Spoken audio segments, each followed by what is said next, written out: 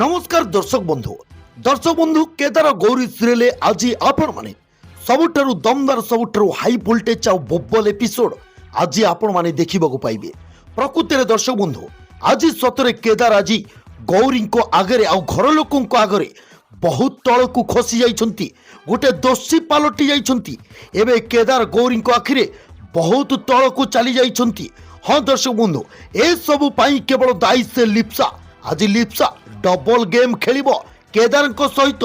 हाँ दर्शक बंधु वीडियो को प्रथम शेष पर्यंत देखंतु आज संपूर्ण फुल एपिसोड आपण माने देखि परिबे। तेबे दर्शक बंधु आज गौरी आउ पीयूष से लिप्सा बापा को फॉलो करथिबे से लिप्सार गोबर खोरिबा पई। एवं दर्शक बंधु आज गौरी पुलिस इन्स्पेक्टर को कॉल करी लिप्सा बापा गाड़ी नंबर को फोन रे डाकिबे आउ इन्स्पेक्टर तदंत आरंभ करिवे सांगे सांगे कहीं से लिप्सा एमिति सबु कांड करुचे। आउ दर्शक बंधु लिप्सा बापा लिप्सा को आज फोन रे सबु किछि प्लान विषय बतैबो आउ सबु किछि कहइबो। लिप्सा को कहइबो केमिति आज से केदार को सहित जहाँ भी जेमिति हो तांको निजर करिनेबो मौकर आज फायदा उठेइबो। तो दर्शक बंधु या परे माधवी आउ लिप्सा दुई जण जाको मिसिकी घर लोकन को खाइबारे निद बटिका देई सुआई देबे। माधवी लिप्सा को कहइबो घर लोक एबे समस्त निघोड़ नदीरे सोई जाइछंती लिप्सा। आउ दर्शक बंधु या परे लिप्सा कहबो बहुत बढ़िया कथा एबे मो प्लान आराम रे मु करि परिबी बिना किछि बाधा रे आउ पूरा पूरी सहज रे। दर्शक बंधु या परे से माधवी कहबो सुन तू जहा करूछु जा जल्दी कर। पीयूष आउ गौरी घर को फेरिबा पूर्वरु हमकु सबु काम को सारिबा को पड़िबो। चल चल तू केदार पाखु को जा आउ मु बाकी सबु काम को संभाली नउची। या पर दर्शक बंधु लिप्सा केदार को पाखु को जीवो। केदार लिप्सा को रागी की कहबे ये कौन कौन पछकु जाओ ये की तमसा चली जे एते राति रे तमे एठी कौन करछो तमर कौन दरकार। दर्शक बंधु लिप्सा कहबो एबे तमे एक्टिंग छाड़ो केदार गौरी घरे नहीं मु जानिछि तमे आजिकाली मते पसंद करबा को लागिछो आउ आज भी मु तम सामने रे मो प्रेम को मो भलो पाइबा को तुमको जणैबा को आसीछि मानि नेबा को आसीछि मु तुमको केते भलो पाए। दर्शक बंधु केदार मने मने कहबे ए झियो मने मने एमिति कोन सब फालतू कथा कहि जाउची। हां याकू मु काहे की भलो पाइबी हैं या संगरे मु कोन एमिति करिछे ये एमिति मते सब कहूची। दर्शक बंधु केदार को मुहरे गोटे गोलाप फूल देखई से लिप्सा कहबो आई लव यू केदार मु जानिछि गौरी आ समस्तक सामने रे आम भलो पाइबा को तमे जणैबा को चाहुन एक्सपोज करबा को चाहुन किंतु जेतेबेले आमे एकुटिया अछंती भलो तो पाइबा परस्पर को ग्रहण करिबा। दर्शक बंधु हठात केदार रागी जीव लिप्सा उपरे आउ रागी की से लिप्सा को ठेली देबे आउ से लिप्सा तळे खसी पड़िबो। दर्शक बंधु सेठा को सही समय प्रतीक आत्मा आसबा बहुत जोर रागी जीव रागी की कहबो केदार तोर एते साहस तू मो लिप्सा उपरे हाथ उठेबो। दर्शक बंधु एमिति कहि प्रतीक केदार देह को चली जीव। तो दर्शक बंधु हठात परिवर्तन हेबे केदार कहबे बैड बॉय सॉरी लिप्सा। दर्शक बंधु एमिति कही प्रतीक लिप्सा को उठेइबो आउ प्रतीक कहबो प्रेम को कोन एमिति एक्सपोज करा जाय लिप्सा कहबो ये एबे मते रागरे धक्का पकेले हठात पुणी एमिति प्रेम रे पुणी कथा केमिति होउचंती। या पर दर्शक बंधु लिप्सा प्रतीक को कहबे जदि तमे मते सतरे भलो पाओ ताले मिसबिहेव काहे की कलो।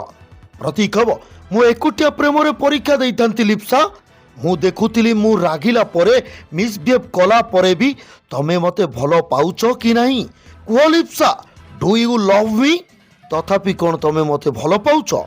दर्शक बंधु लिप्सा कहबो अरे अरे निश्चय आई लव यू एमिति कही झाबुड़ी पके प्रतीक को से लिप्सा पछपटू माधवी से पछपटू आसिकी मोबाइल फोटो उठेबो जेमिति कि केदार लिप्सा को धरिथिबे। तो दर्शक बंधु फोटो उठे सारिबा पर से माधवी कहबो मु जानिथिली लिप्सा उपरे कोनोसी विपद आसीबो माने ए आत्मा जोठी थिबो आसी केदार देहरे पसी जिवो। ए सब फोटो गौरी आ घर लोक देखिला परे समस्तक होश उड़ी जिवो। केदार पाखरे ए सबुर उत्तर देबा को किछि भी नथिबो बाध्य हेई केदार को लिप्सा को बाहा होबा को पड़िबो। तबे दर्शक बंधु या पर आपण माने देखिबा को पाइबे प्रतीक लिप्सा को ता रूम को नेकी जिवो आउ टेकिकी नहीं ताकू गोटे जगह बसई देव। लिप्सा मने मने कहबो बहुत भल सुजोग घरे एबे केही भी नहांती आउ जी भी अछंती से निघोड़ निदरे सोईचंती आज केदार को मो प्रेम जाल रे मु एमिति फसैबी ଯେମିତି କେବେ ମୋ ଆୟତରୁ ସେ ଖସିକି ଆଉ ଯାଇପାରିବେ। ତେବେ ଦର୍ଶକ ବନ୍ଧୁ ପ୍ରତୀକ ଲିପ୍ସାକୁ ରୁମକୁ ନେଇକି ଯିବ। ଲିପ୍ସା କେଦାରକୁ ପଛପକରୁ ଧରି ପକେଇବ ଆଉ କହିବ ଏଇ ମୁହୂର୍ତ୍ତକୁ ମୁଁ ଅନେକ ଦିନରୁ ଅପେକ୍ଷା କରିଥିଲି କେଦାର। ଦର୍ଶକ ବନ୍ଧୁ ଏହାପରେ ପ୍ରତୀକ ଲିପ୍ସାକୁ ସେ ଖଟ ଉପରେ ବସି ତାକୁ ଗୋଟେ କ୍ଷୀର ଗ୍ଲାସରେ କ୍ଷୀର ଆଣିଦେବ ପିଇବା ପାଇଁ। ଲିପ୍ସା କ୍ଷୀର ଗ୍ଲାସ ନେଇ ସେ ଗ୍ଲାସକୁ ଥୋଇବାକୁ ଗଲାବେଳକୁ ଲିପ୍ସାକୁ ପଛପଟୁ ଧରିବ ପ୍ରତୀକ ଆଉ କହିବ ଏବେ ମୋଠୁ ଦୂରେଇ ଯାଉନି ଲିପ୍ସା। ଲିପ୍ସା କହିବ କୁଆଡେ ଯାଉନି ମୁଁ, ବାସ୍ ଖାଲି ଲାଇଟ୍ ଅଫ୍ କରିବାକୁ ଯାଉଛି। ଦର୍ଶକ ବନ୍ଧୁ ଏଇଠି ହବ ମିରାକିଲ। ହଠାତ୍ ଦିବ୍ୟା କାନ୍ଦିବ ବହୁତ ଜୋରେ। ଲିପ୍ସା ରାଗିକି ଦିବ୍ୟାକୁ ଆଣିକି ସେ ପ୍ରତୀକ ହାତରେ ଧରେଇଦେବ ଆଉ ହଠାତ୍ କହିବ ନିଅ ତମ ଛୁଆକୁ ଆଗ ତୁନି କର। ଦର୍ଶକ ବନ୍ଧୁ ହଠାତ୍ ପ୍ରତୀକ ହାତକୁ ଯେତେବେଳେ ଲିପ୍ସା ଦିବ୍ୟାକୁ ଦେଇଦେବ ହଠାତ୍ ପ୍ରତୀକ କେଦାର ଦେହରୁ ବାହାରିଯିବ, ତାକୁ ଝଟକା ଲାଗିବ। ଏହାପରେ ଦର୍ଶକ ବନ୍ଧୁ କେଦାର କହିବେ ଲିପ୍ସା ଏମିତି ବେଶରେ ତମେ ମୋ ରୁମରେ, ହେଲେ ଗୌରୀ କୁଆଡେ ଯାଇଛନ୍ତି, ଗୌରୀ କୁଆଡେ ଯାଇଛନ୍ତି, ଗୌରୀ ନାହାନ୍ତି କ'ଣ ପାଇଁ? ଲିପ୍ସା କହିବେ ଏ ତମ ଝିଅ ନା ରାତିରେ ଆମ ଦି ଜଣକୁ ଏକାଠି କରିବାକୁ ଦବନି। ପ୍ରଥମେ ତାକୁ ତମେ ତୁନି କର ଆଉ ତାପରେ ଯାଇ ଆମ ଭଲ ପାଇବାକୁ ଆମେ ଆଗକୁ ନବା।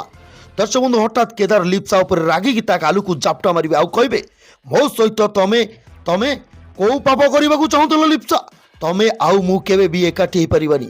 ଦର୍ଶକ ବନ୍ଧୁ ଏହାପରେ କେଦାର ଲିପ୍ସା ହାତକୁ ଧରି ଭିଡ଼ି ଭିଡ଼ି ତଳକୁ ନେଇକି ଆସିବେ ଆଉ ତାକୁ ଠେଲି ଦେବେ ଆଉ କହିବେ ଆଜି ପରଠାରୁ ତମେ ଯଦି ଏ ଘରେ ଏରୁଣ୍ଡି ବନ୍ଧ ଦୁଇଁବାକୁ ଚେଷ୍ଟା କର ନା ମୁଁ ତମ ଜୀବନ ନେଇଯିବି। ଯଦି ତମେ ପୁଣି ମୋ ପାଖକୁ ଆସ କି ମୋତେ ଛୁଇଁବାକୁ ଚେଷ୍ଟା କର ତାହେଲେ ମୁଁ ତମକୁ ଜାଳି ପୋଡ଼ି ପାଉଁଶ କରିଦେବି। ମୋ ଦେହ ମୋ ଆତ୍ମା ଉପରେ କେବଳ ମୋ ସ୍ତ୍ରୀ ଗୌରୀଙ୍କର ଅଧିକାର ଅଛି। ତେବେ ଦର୍ଶକ ବନ୍ଧୁ ଠିକ୍ ସେହି ସମୟରେ ଗୌରୀ ସେଠାକୁ ଆସିବେ ଆଉ ସେ ଲିପ୍ସାକୁ ଦେଖି ଗୌରୀ ବହୁତ ଜୋରେ ରାଗିଯିବେ। କିନ୍ତୁ ଦର୍ଶକ ବନ୍ଧୁ ଗୌରୀଙ୍କୁ ସେ ଲିପ୍ସା କହିବ ମୁଁ ପ୍ରମାଣ ଦେଖେଇବି ଆଉ ଏମିତି ପ୍ରମାଣ ଦେଖେଇବି ଯୋଉଥିରେ କେଦାରଙ୍କର ଭୁଲ ରହିବ। କେଦାର ପ୍ରଥମେ ମତେ ନେଇଥିଲେ ଆଉ ଦର୍ଶକ ବନ୍ଧୁ ଏହାପରେ ସେ ପ୍ରମାଣ କରିବା ପାଇଁ ବହୁତ ବଡ଼ ଚେଷ୍ଟା କରିବ ଲିପ୍ସା। ତେବେ ଦର୍ଶକ ବନ୍ଧୁ କେଦାରକୁ କ'ଣ ଆଜି ସମସ୍ତଙ୍କ ଆଗରେ ଛୋଟ କରିଦେବ ଲିପ୍ସା? ଦର୍ଶକ ବନ୍ଧୁ ମତାମତ କମେଣ୍ଟ ବକ୍ସରେ କମେଣ୍ଟ କରି ଆପଣମାନଙ୍କ ମତାମତ ଆମକୁ ନିଶ୍ଚୟ ଜଣାନ୍ତୁ। ଭିଡ଼ିଓ ଭଲ ଲାଗିଥିଲେ ଭିଡ଼ିଓକୁ ଲାଇକ୍ କରନ୍ତୁ ଆଉ ଚ୍ୟାନେଲକୁ ସବସ୍କ୍ରାଇବ୍ କରିଦିଅନ୍ତୁ।